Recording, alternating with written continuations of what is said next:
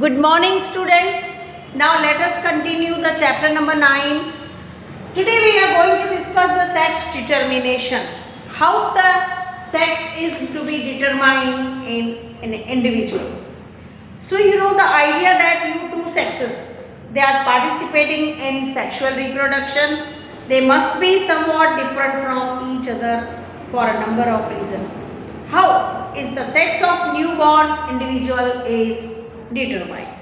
Different species use very different strategies.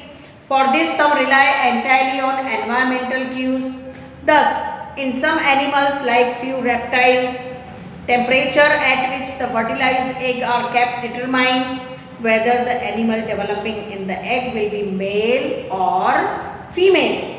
In other animals such as snails, individual can change the sex, indicating that sex is not genetically determined.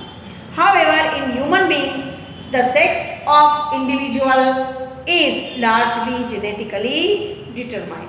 In other words, we can say that the genes inherited from our parents decide whether we will be boys or girls. For so, we have assumed that similar gene sets are inherited from both the parents. If in this case, how can genetic inheritance determine the sex? Now here, the fact is that all human chromosomes are not paired. Most human chromosomes have the maternal and paternal copy. We have total 23 pairs of chromosomes. How many chromosomes? 23 pairs. Out of them, 22 are same in male and female. Only one pair that is different. Here in male, it contains X and Y, and in female, it contains same type of two chromosomes. But in male, the one is X, that is same as the female, but Y that is somewhat short than the X chromosome. So here, the male contains the different type of that is responsible for maleness. Okay, so this is also one pair, last pair, 23rd pair. 22 are called autosomes. They are same in male and female. While the last pair, 23rd pair, that is called sex chromosomes. They are called sex chromosomes. That is different in male and female.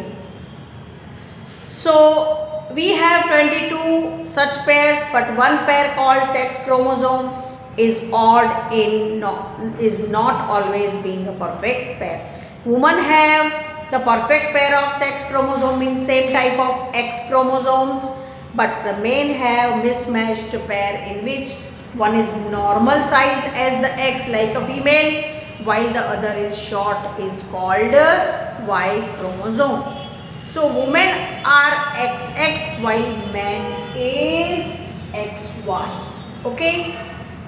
Here we can work out what the inheritance pattern X and Y will be. Now half the children will be boys and half will be girls.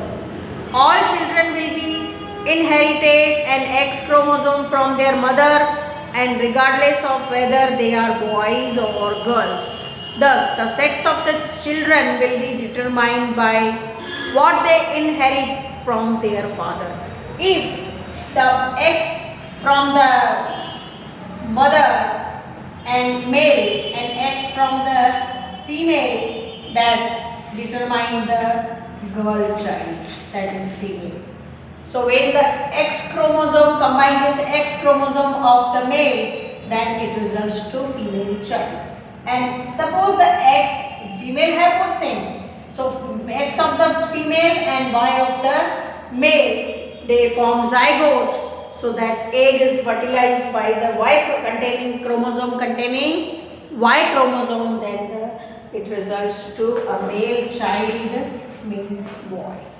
So sperms containing 50% sperms containing the